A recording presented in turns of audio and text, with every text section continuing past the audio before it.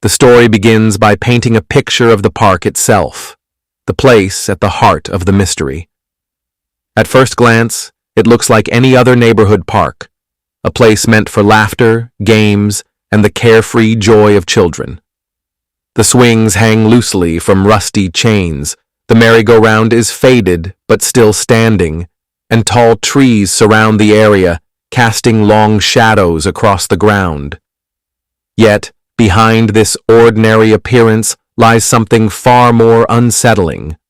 For years, whispers have surrounded this park, passed down from parents to children like warnings in a ghost story. Too many children have entered and never returned, their faces once plastered on missing posters that now curl and fade on street corners. Locals speak of it only in hushed tones, never daring to linger on the subject for long, as if saying too much might awaken whatever dwells there. What makes the park truly haunting is the contrast between its innocent design and its sinister reputation. On the surface, it's just a playground, but to the people who know its story, it's a place of dread, an open wound in the heart of the community where laughter was stolen and never given back. This is the foundation of the tale. A park that looks harmless to strangers but carries a darkness known all too well to those who live nearby. As the characters step inside the park, the first thing they notice is how strangely quiet it feels, the kind of silence that presses against your ears, as if the world itself is holding its breath. The grass looks untended, growing unevenly around the rusting swings and cracked pathways. Along the old notice board, scraps of faded posters flutter weakly in the breeze, each one showing the face of a missing child, their smiles now ghostly in the washed-out ink. It's as though the park itself is lined with reminders of its grim history. Scattered around are odd remnants that don't belong. A child's doll, lying face down in the dirt with one glass eye missing. A bicycle with bent wheels, its paint chipped and covered in rust, leaning against the fence as though it had been abandoned in a hurry. These are not just forgotten items. They feel like traces of lives suddenly interrupted, objects that whisper of children who never got to go home. The group senses it immediately, that unnatural weight in the air. And then they see him, an old man seated on a weathered bench, hunched over as though the years themselves had pressed him down. His eyes carry the weight of someone who has seen too much, and when he notices them, he shakes his head slowly. In a voice both hoarse and trembling, he warns them not to linger, muttering about things that move when no one is watching, things that lure children deeper until they're never seen again. His warning doesn't feel like superstition. It feels like a plea. Every detail, every object, and every word reinforces the sense that the park isn't merely abandoned or neglected. It's alive in a way that isn't natural. The characters begin to understand that they aren't just in a place with a dark past. They're standing inside something that still hungers, a place waiting for its next victim. The deeper they move into the park, the silence begins to shift. At first, it's so faint they think they're imagining it. A soft giggle carried on the air, almost playful, like the sound of children at recess. For a fleeting moment, it brings a sense of comfort, a reminder of what a park is supposed to be, a place of joy, of innocence. But as the sound continues, it grows stranger. There are no children in sight, no parents, no movement at all. The swings hang motionless, the seesaw rests untouched, and yet the laughter rises and falls as though games are unfolding all around them. The voices seem to come from everywhere at once. One moment it's behind them, then suddenly it's echoing from the trees, and then, impossibly, right at their side.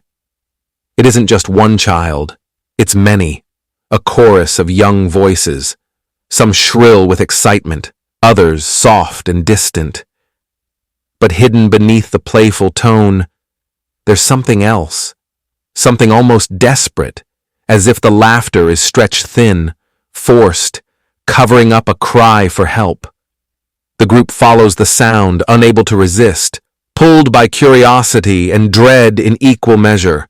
Each step makes the laughter louder, sharper, and the air grows colder with it. It no longer feels like simple echoes bouncing off the playground equipment. It feels alive, surrounding them, pressing in closer and closer. By now, they realize what they're hearing aren't ordinary voices.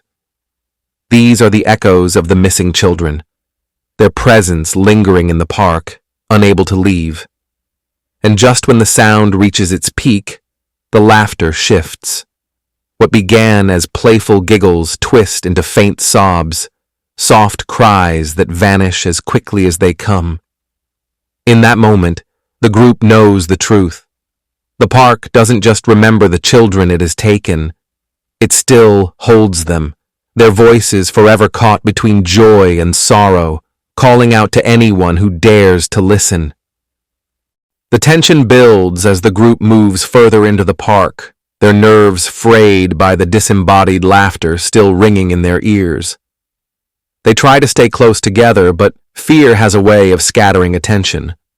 One of the younger members, restless, maybe trying to prove there's nothing to be afraid of, drifts toward the old merry-go-round. Its paint is chipped, its surface scarred with years of weather, and it creaks faintly as though remembering the weight of children long gone. For a moment, everything seems still. Then, in a heartbeat, the unthinkable happens. The child who wandered ahead is there 1 second and gone the next. No scream, no struggle, just silence where they once stood. The group rushes forward, shouting their name, scanning the ground in panic. But the dirt holds no footprints, no sign of where they went. It's as if the park swallowed them whole. The merry-go-round begins to spin on its own, slow at first, then faster, the chains rattling with each turn. The sound slices through the silence like a warning, and the others can only watch in horror. Their minds scramble for logic. Maybe the child ran off, maybe they're hiding, but deep down they know. This disappearance is no accident. It's the very thing the town had whispered about for years, happening right before their eyes. The reality settles in like a cold weight on their chests. The park doesn't just have a dark history, it is still active, still hungry, and now it has claimed one of their own. Fear grips them, but so does a terrible realization.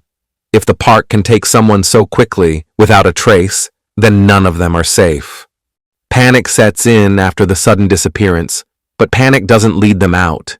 It only drives them deeper. Desperate to find their missing friend, they search every corner of the playground, their voices echoing through the stillness. And that's when one of them notices something unusual, a gap between the trees at the far edge of the park, a narrow space where the brush parts just enough to suggest a path. It's strange because none of them remember seeing it before. It doesn't appear on any map, and from the outside, it should have been blocked by a wall of tangled roots and thorns. Yet now, it stands open, as if inviting them in. Drawn by a mixture of hope and dread, they step onto the trail. The air changes instantly, colder, heavier, carrying the faint smell of damp earth and something metallic, almost like blood. The path is tight and twisting, the trees bending inward to form a canopy that shuts out the light. Symbols begin to appear on the bark, carved deep and weathered with age. Strange spirals, jagged runes, shapes that feel more like warnings than decorations. The further they go, the less the park feels like a playground, and the more it feels like a place that should never have been found. At last, the path opens into a clearing. In the center stands a broken fountain, its stone cracked and coated in moss. No water flows from it, only a thick, sticky residue that stains the stone a dark reddish brown. Around the fountain, the ground is bare, as if nothing has dared to grow there for decades. The clearing feels like the park's hidden heart, the place where its secrets are kept. The air vibrates with a strange energy, and though no one speaks it aloud, they all feel the same terrible truth. This is not just part of the park. This is where the missing children were taken, and where something darker than they can imagine still waits. The clearing seems to hold its breath, as though the very trees are waiting.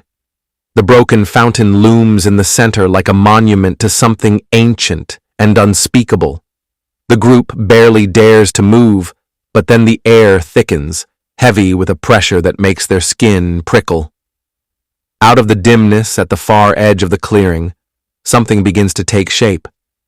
At first it's only a distortion, like smoke curling where no fire burns. But slowly, it gathers form, tall, unnaturally thin, its limbs stretching too long, its body shifting as though made of shadows stitched together.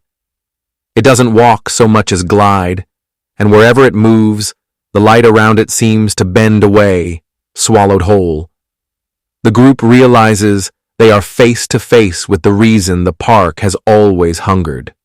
The Shadow Keeper. It doesn't speak. It doesn't need to. Its presence alone sends terror down their spines, pinning them where they stand. Its head tilts slightly, as though studying them, and the shadows around the fountain flicker with faint outlines, small figures, like children, reaching out before dissolving again. Their whispers swirl in the air, voices of the missing, begging to be freed yet too weak to escape the keeper's grip. The laughter from earlier now makes sense. It wasn't joy at all. It was this entity, twisting their voices, holding them captive in its darkness. One of the group tries to take a step back, but the keeper shifts instantly, its shadow stretching across the ground like a living snare. The air grows icy cold, and every instinct screams that if it touches them, they'll never return. The truth is undeniable now. This is the predator, the parasite that feeds on innocence, the thing that has haunted the park for generations, and it is watching them with a hunger that feels endless. The Shadow Keeper looms closer, its long limbs dragging streaks of darkness across the ground, reaching for them like fingers made of smoke. The group can feel the air pulling at their chests, as though the thing is trying to draw the breath straight out of their lungs. Every instinct tells them they have only two choices: run or be swallowed whole. The first to move bolts toward the path, and the rest follow, their footsteps pounding against the dirt. Behind them, the keeper doesn't chase in the way a human would. It glides, its form stretching unnaturally, the shadows along the trees warping and twisting to block their way. Branches whip across their faces, roots rise like hands to snag their ankles, the entire park shifting to keep them trapped. The children's voices swell all around, no longer playful, no longer mocking. Now they're wails, desperate cries warning them not to slow down. The group stumbles, scrapes, and tears through the brush, their hearts hammering in their throats. The clearing disappears behind them, but the shadows follow, clinging to the edges of the path. Every step feels like it could be their last, every breath stolen by the cold presence pressing closer and closer. And then, through the branches, they see it. The gates. The entrance to the park glimmers faintly in the distance, ordinary iron bars that now look like salvation. They sprint harder, legs burning, while behind them the keeper lets out a sound, low, guttural, like a growl made of wind and sorrow. Just as they near the gates, one of them feels a cold hand brush their shoulder, a shadow stretching out to drag them back. With a final, desperate lunge, they break through the gate and collapse onto the street beyond. Thanks for watching. If you enjoyed this video, hit that like button, subscribe, and ring the bell for more. Let me know your thoughts in the comments. I'd love to hear from you. See you in the next one. Bye for now.